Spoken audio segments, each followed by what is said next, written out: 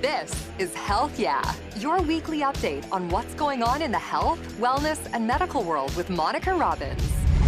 Hey everyone, I'm Monica Robbins. Thank you so much for checking out Health Yeah, your prescription for clear, concise medical health and wellness info.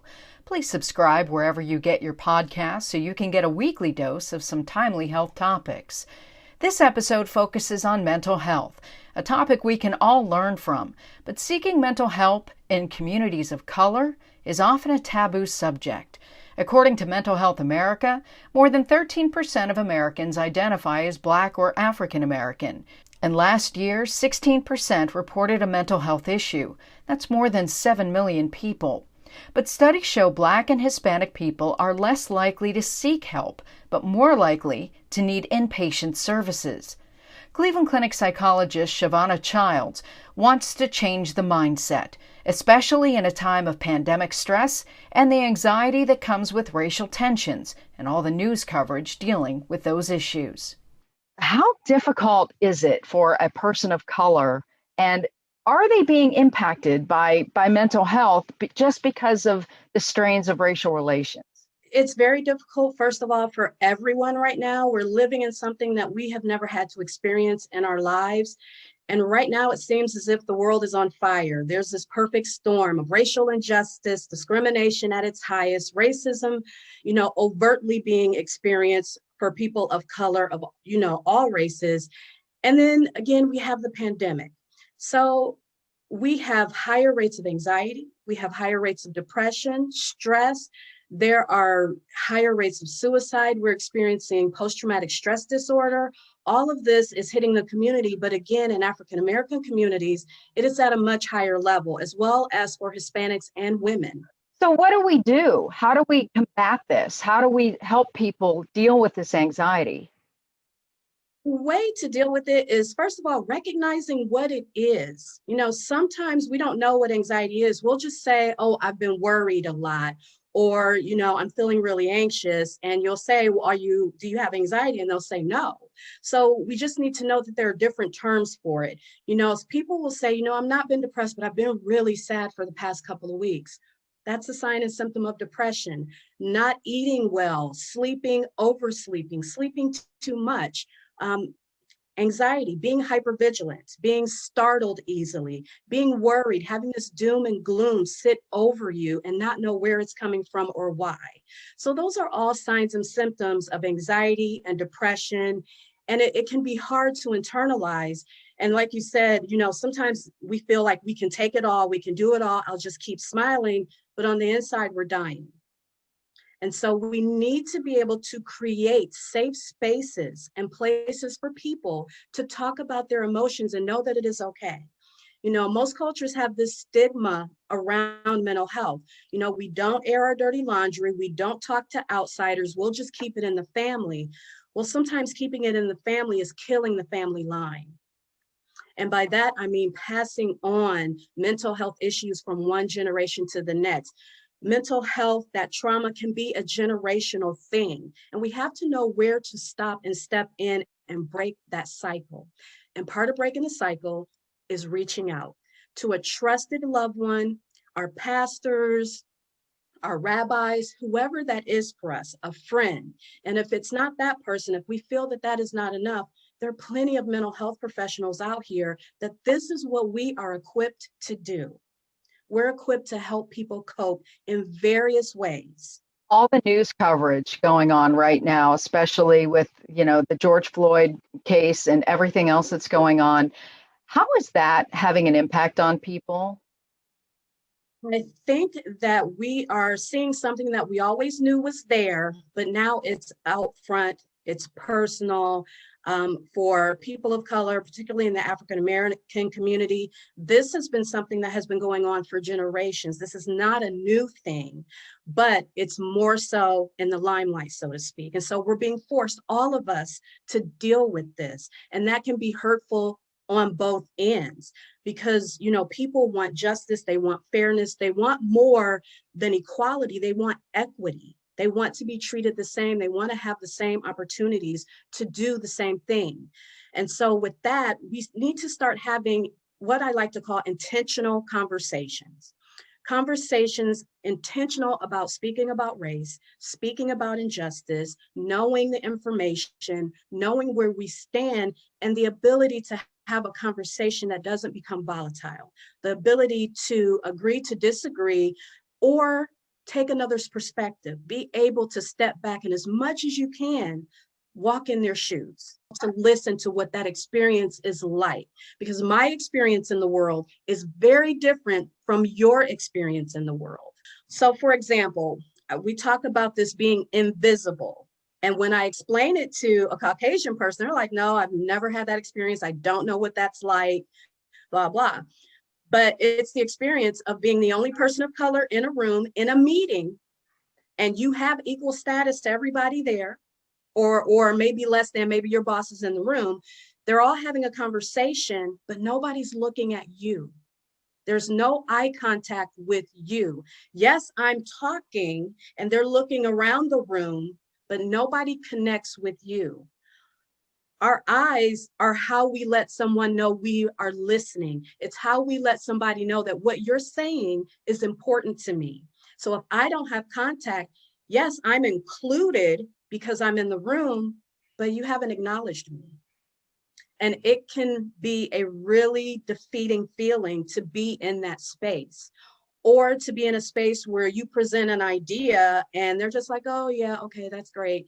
And then somebody else presents it. I'm like, oh my gosh, that is a wonderful idea. We really need to implement that, blah, blah, blah. And they will come and say, well, we heard you. We thought that was great. But the response isn't the same. And it's those little things, it's those little microaggressions that happen that other people aren't aware of, and you can't know it until it happens to you. And so it's very difficult to be in that space. Do you have kids by chance? I do. Do you have a son? I have a 16-year-old son. Yes. So describe for someone what his life is like. So for my son, because he's so removed from it, he doesn't even get it when I talk to him. So I have to say to him, like, when you go out, you make sure you're behaving. Don't do A, B, and C. For example, he was going down to his friend's house, which is literally down the street. I could throw a rock at this person's house. I'm looking out the window. Him and his friend are carrying like a 32-inch TV, not in a box, just under his arm. Two little Black boys walking down the street with a 32-inch TV. And I had to call and say, hey, you can't do that. He did not understand why he couldn't do that. But because of my experience, because of what I know, because of the currency of his skin, I know that could have potentially been a bad situation. And so I constantly have to remind him, I don't want you to know that there's a difference, but there's a difference. You cannot walk in the world like other people. You have to be aware. You have to be hypervigilant. Like the conversations that African Americans often have with their sons when they're driving. If you ever get pulled over by the police, you put your hands on the dashboard, you keep your hands in sight at all times. You don't reach for anything until they tell you, yes, sir, yes, ma'am, you're respectful. So for us, that's a normal conversation. I was having a conversation with a counterpart that was Caucasian, and I was explaining this. He had no clue what I was talking about. Nobody ever had that conversation with him, and he never thought that he would need to have that conversation with his sons because it wasn't his experience. That doesn't happen for him and his family. So there's a very big divide here, and things that we have to teach our children that not necessarily everybody else does if we want them to be safe. And even then, as you can see, that doesn't guarantee their safety.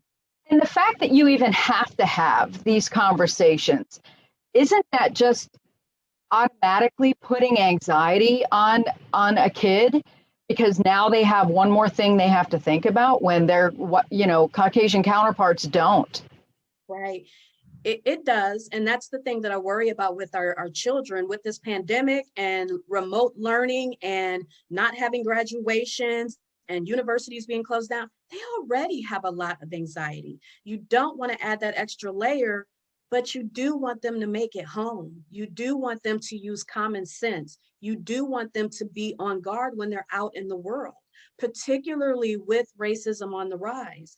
We can't anticipate what another person will do with their belief system. So we have to be proactive with our coping and, carefully pick and choose our people, places, and situations so that we can be safe. Mental health and mental health counseling is sort of a taboo subject in African American communities. We're trying to bring it into the light. We're trying to tell people it's okay. Can you talk about like turning it into an illness like diabetes or, heart disease? This is not something they necessarily have control over. Right. And so in some cases, like, let's be fair, we all have a mental health issue. At some point in time, we all experience depression. We all experience anxiety. If we lose someone, we experience grief.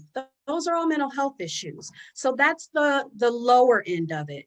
But when it comes to a point where you're not getting out of bed, you're not giving any self-care, you're not reaching out to your family, you're not doing the things that you normally like to do, your anxiety level is at an all-time high where you don't even want to leave your home. Those are issues. And if you've tried in holistic ways to manage it, such as prayer and your coping skills and music and journaling and meditation, if you've tried those things and there still seems to be an issue and the sadness won't go away, that always cues me that maybe this is a chemical imbalance. And with that, you're not in control. With that, you probably need medications to help stabilize your mood. And so for most of, we're not pill pushers. We're not here to put everybody on medication because that's not the case for everybody. But when it is the case, it is our job to keep that person informed that these are your options. So just because we talk about medications doesn't mean you're obligated to take them. But I always feel like if we truly want to master something, if we want to make it through something, we have to be informed. And I want my clients to have be able to make informed decisions. So with that, yes, sometimes it's a chemical imbalance. If we have bipolar disorder, schizophrenia, schizoaffective disorder, those aren't things that you have control over. Those are chemical imbalances that require medication so that you can have a functioning life. A lot of people are afraid to go see a counselor or a psychiatrist because they simply don't know what's going to happen. They think, you're going to mess with their heads. Walk me through what is a session like? For me, what a session is like is I always introduce myself. I let them know of the confidentiality, that this is confidential unless, you tell me you're going to hurt yourself or somebody else. And even then, I'm just going to ask you more questions. And the caveat there is sometimes you can say like, I don't want to live anymore, or I feel suicidal. But when you ask somebody, I've learned to ask, is it that you really want to die, or is it that you don't want to feel like this anymore? And most people, they don't want to die. They don't want to feel like this anymore. So we go from there into, and I will start with, you start where you need to start. What is it that you'd like for me to know? What brings you here today? We don't need to go back to age 2 on the playground unless you want to. We can start from how your day was today. And then we go from there, because in therapy, it is a relationship. We have to build rapport. I don't expect them to trust me in session 1. You don't know me. So I want to give my clients the opportunity to get to know me, know who I am, how I operate. I want to create that space of comfort for them. I want them to feel like, yes, I can come and see Dr. Childs and say what I need to say, vent. She's going to take care of me and she's going to give me good information. Because my goal, and I will tell people, my goal is not that you come here forever. My goal is that you come until you get what you need to go back out in the world and function. It does you no good to be here with me for 20 years. That's not a quality of life. Do you find that people of color may have a fear that there's going to be judgment? I encounter that stigma with all races that have come through my office, of the stigma of not wanting to talk about it, not wanting people to think they're crazy, and all the other derogatory terms that society has used to describe somebody with mental health issues, which makes us a little leery. We don't want to be judged. at our core, we are social creatures and we do care what other people think. But I like to put in the frame of mind that the three most important people in my life are me, myself, and I. If I take care of those three people, I can take care of everybody else because I've poured into myself. I've taken care of my mental health. I did my meditations. I prayed. I journaled. I exercised. I got out in nature. I filled up my cup so that when my husband, my kids, my friends, my clients need it, I have it to give. So I encourage people to fill up their cup by prioritizing themselves first. Self-care is not selfish. It's just good self-care. I always say self-care is survival. Absolutely. How do we convince men? I think women are more likely to listen because we're just naturally more likely to want to talk to somebody. Mhm. But a lot of men have these issues and they have no one to talk to. It's not something, they don't want to show weakness. So how do you make it okay for an African American or Hispanic man? I would like to think women would respect them more if they Mhm. admitted they needed help. Right. And so honestly, the males that I work with are pretty awesome. Like I don't have that problem. I've had a few where it took a minute, but what it really was letting them know that this was okay. I am not judging you. This is your space. This is your journey. I'm along for the ride. So you tell me what you need. And when I do that, then the ball's in their court. They have that control. They can say, okay, well, sometimes I get mad at my friends and they don't like it. Well, what happens when they don't like it? How do you feel when they don't like it? And then they'll say, oh, well, what do you think you could do better? Like, how did you want to handle that better? What would that look like for you? So in turn, having them come up with their own solutions to this problem that they can think about later. And then I just give them positive affirmations. So for my females, I have what I call an empowered women's packet. And it's a bunch of positive affirmations, mantras, prayers, whatever they need to remind them of their female energy, their female power. I also made one for my men. Your male power, that alpha male, do what you need to do. You don't always have to be an alpha male all the time. So pick and choose your situations where you can use that energy. And we just learn how to direct the energy to where it needs to go so that the people who count on them can have that space. What can people do today? Like they're having those feelings, and they're not to the point yet where they're ready to go. Reach out to a friend. Again, we're social creatures. Reach out to somebody you trust. Okay. A friend, a parent, a significant other, your pastor. Reach out to somebody you trust to start the conversation. And it doesn't have to be hard. It can simply start with, I feel sad, or I feel a little bit worried, or I feel like I need somebody to talk to. And then just go from there and start doing that. And if it becomes heavier, then certainly reach out to a mental health professional. That's what we're here for. And we're not here to judge. And so, what the person who's helping that person can do is listen. A lot of times, we go into fix it mode because we don't want to see our friend, our husband, our son, our child, brother, sister. We don't want to see them hurt. So, the first thing, and I even do it, first thing is like, oh my gosh, how can I fix this? Slow it down a little bit. Maybe they don't need you to fix. Sometimes they just need you to listen. And that's the easiest thing you can do. And it's active listening. So it's making sure you heard what they said, the eye contact, the nodding of the head.